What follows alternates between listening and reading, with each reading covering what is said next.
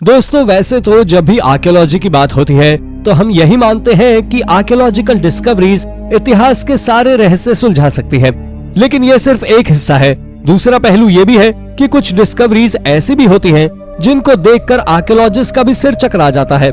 आज हम आपको ऐसे ही कुछ रहस्यमय डिस्कवरीज के बारे में बताने जा रहे हैं जो हिस्ट्री को ही बदल सकती है। तो चलिए शुरू करते हैं आज की इस वीडियो को।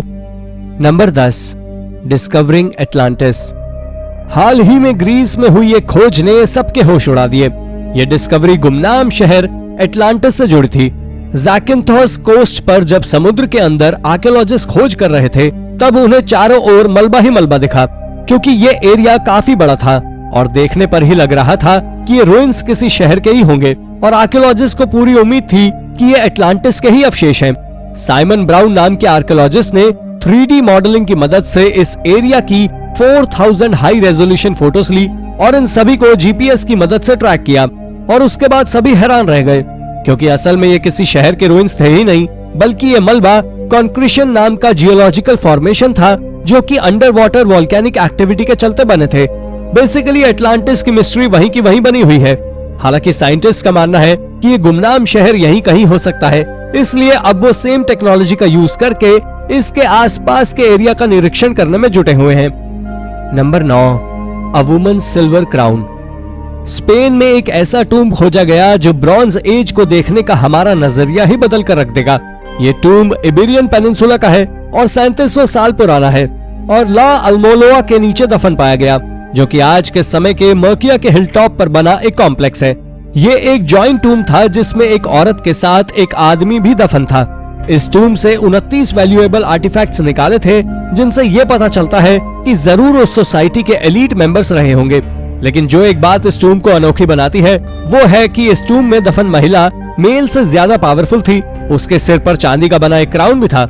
इसके अलावा उसने सिल्वर के इयररिंग्स और एल्बो पर एक सिल्वर ब्रेसलेट भी पहन रखा था, जबकि आदमी ने ऐसा कोई आभूषण नहीं पहन रखा था। इसलिए आर्कियोलॉजिस्ट को लगता है कि शायद एल अर्गर कल्चर में महिलाएं पुरुषों से ज्यादा पावरफुल हुआ करती थी। Number 8, नोआज arc. आर्कियोलॉजिस्ट का मानना है उन्होंने नोआज आर्क की रेस्टिंग प्लेस ढूंढ ली है। हम बाइबल के उसी महान शिप के बारे में बात कर रहे हैं। साइंटिस्ट स्टोरी ऑफ नोआ को सिर्फ एक लेजेंड मान रहे थे, लेकिन अगर इन आर्कियोलॉजिस्ट की माने तो नोआ की यह कहानी बिल्कुल सच थी। इस्तांबुल के एक आर्कियोलॉजिस्ट ने बताया कि उन्होंने नोआ आर्क को 3D स्कैनिंग करके पहचाना। इसे टर्की में एक माउंटेन के नीचे पाया गया है। इसकी लेंथ एग्जैक्ट उतनी ही है जितनी बाइबल में डिस्क्राइब की गई है, यानी लगभग 137 मीटर। सैटेलाइट इमेजेस से पता चलता है कि अब शायद आर्क पूरी तरह क्रैश हो चुका है।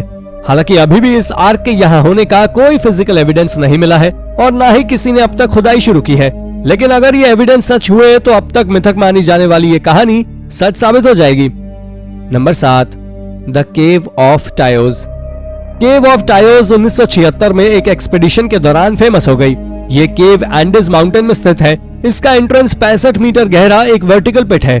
मैरिट्स नाम के एक आदमी ने दावा किया था कि उसने गुफा के अंदर जाकर देखा कि इस केव के अंदर ऐसी चीजें थी जिन्हें देखकर ऐसा लगता है कि इसे एक्स्ट्रा टेरेस्ट्रियल्स लोगों द्वारा यूज किया जाता है। यहाँ से मेटल की किताबों की लाइब्रेरी और कुछ अजीब स्कल्पचर जिन्हें साइंटिस्ट भी एक्सप्लेन नहीं कर पाए हैं वो मिले हैं। 1976 का ये एक्सपीडिशन उस वक्त का सबसे बड़ा एक्सपीडिशन था, जिसमें एस्ट्रोनॉट नील आर्मस्ट्रांग भी शामिल थे। लेकिन इस एक्सपीडिशन के दौरान ऐसा कुछ नहीं मिला जैसा मैरिट्स ने दावा किया था। आर्कियोलॉजिस्ट का कहना था कि शायद उन्होंने गलत गुफा में खोज की और मैरिट्स वाली केव कहीं और है जिसे हम अभी तक ढूंढ नहीं पाए हैं। आपको क्या लगता है, मैरिट्स ने जिस गुफा के बारे में बताया वो सचमुच एग्जिस्ट करती भी है या नहीं? अपना जवाब हमें कमेंट करके जरूर बताएं। Number 6, VIP seating. टर्की के आर्कियोलॉजिस्ट ने एक VIP स्टेटस खोज लिया है, जिससे ये पता चलता है कि प्राचीन काल में हमारे पूर्वज भी अपनी इंपॉर्टेंस और स्टेटस को लेकर उतने ही कॉन्शियस थे जितने कि आजकल हम लोग हैं। आर्कियोलॉजिस्ट पेगामोन नाम के एंशिएंट सिटी में इन्वेस्टिगेशन कर रहे थे। इस शहर में रोमन, बाइजेंटाइंस, यहाँ तक कि ऑटोमन्स के भी अवशेष मिले हैं। पेगामोन को यूनेस्को वर्ल्ड हेरिटेज साइट का दर्जा भी प्राप्त है। यहाँ पर आर्कियोलॉजिस्ट को 1800 साल पुराना एक अरीना मिला है। यहाँ पर एलीट सीट्स पर लोगों के नाम लिखे हुए हैं, यानी ये सीट्स रिजर्व थी। इसमें 15,000 से 50,000 लोगों के बैठने की व्यवस्था थी। वैसे तो रोमन कॉलोसम की तरह यहाँ पर भी हर किसी को आने की अनुमति थी, लेकिन इम्पोर्टेंट लोगों को स्पेशल सीट्स दी गई थी। नंबर 5, लॉस्ट मायान सिटी। एक टीनेजर ने गूगल मैप का इस्तेमाल करके मेक्सिको और बेलिस के बॉर्डर पर एक गुमनाम मायान सिटी खोज लिया। ये युवक कनाडा में रहता था। सैटेलाइट इमेजेस और स्टार चार्ट्स की मदद से उसने सबसे बड़ा माया शहर खोज निकाला है। इसके अलावा उसने ये भी बताया कि सभी मायान सिटी रात के समय स्टार की पोजीशन को कॉरेस्पॉन्ड करती थी। उसने 22 मायन स्टार मैप्स और गूगल मैप का यूज करके ये लॉस्ट सिटी ढूंढा और लगभग 117 मायन सिटीज की लोकेशंस ब्राइटेस्ट स्टार्स के साथ मैच कर रही थी। ये खोज इसलिए भी काफी रोचक है क्योंकि एक टीनेजर ने ऐसी मिस्ट्री सॉल्व कर दी जिसके बारे में साइंटिस्ट को कोई आइडिया ही नहीं था। इस टीनेजर की इस खोज के बारे में आप क्या कहना चाहेंगे? अपना जवाब हमें कमेंट में जरूर बताएं। Number 4, the Cycladic bronze age. Greece के रिमोट रीजन कैरो में कुछ ऐसे एविडेंसेस मिले हैं जिनसे ये पता चलता है कि जितना हम अभी तक सोचते थे ये एरिया हिस्टोरिकली उससे ज्यादा इंपॉर्टेंट था। 4500 साल पहले यहाँ रहने वाले लोग काफी ज्यादा एडवांस थे। ब्रॉन्ज एज में ये आइलैंड उस समय रिचुअल एक्टिविटीज के लिए जाना जाता है। यहाँ ज्यादातर हिस्से पर मेगालिथिक स्ट्रक्चर्स बने हुए थे। कमाल की बात यह है कि इन पत्थरों को 8 किलोमीटर दूर माउंटेन से लाया गया था।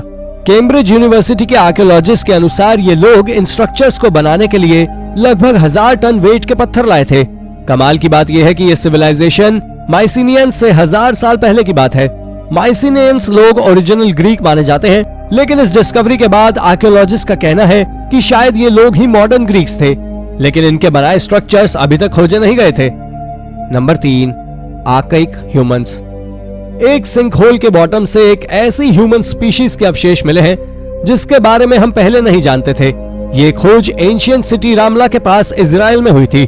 1,40,000 साल पहले यहाँ रहने वाले प्री हिस्टोरिक ह्यूमंस ऑरॉक्स, हॉर्स और खरगोश जैसे जानवरों का शिकार किया करते थे। टेल अविव यूनिवर्सिटी के आर्कियोलॉजिस्ट के अनुसार सिंकहोल में पाई गई ह्यूमन स्पीशीज निएंडरथल्स के भी एंसेस्टर्स हो सकते हैं। आर्कियोलॉजिस्ट ने इन्हें नेशर रामला होमो टाइप नाम दिया है। आर्कियोलॉजिस्ट की माने तो इन्हीं लोगों ने निएंडरथल्स के साथ ब्रीड किया होगा और इसके बाद वो लोग अफ्रीका और मिडल ईस्ट यूरोप में जाकर बस गए। यहाँ से कुछ ऐसे टूल्स भी मिले हैं जो मॉडर्न ह्यूमंस द्वारा क्राफ्ट किए गए ह्यूमंस से काफी सिमिलर हैं। लेकिन आर्कियोलॉजिस्ट अभी भी ये नहीं समझ पा रहे हैं कि ये स्पीशीज अचानक खत्म कैसे हो गई। ये खोज हिस्ट्री को तो चेंज नहीं कर सकती, लेकिन इससे हम ये जरूर समझ सकते हैं कि सैकड़ों हजार साल पर साल दर साल नई स्पीशीज जन्म लेती है और सर्वाइवल के लिए आपस में झगड़ती थी। Number 2, Egyptian text and the Bible.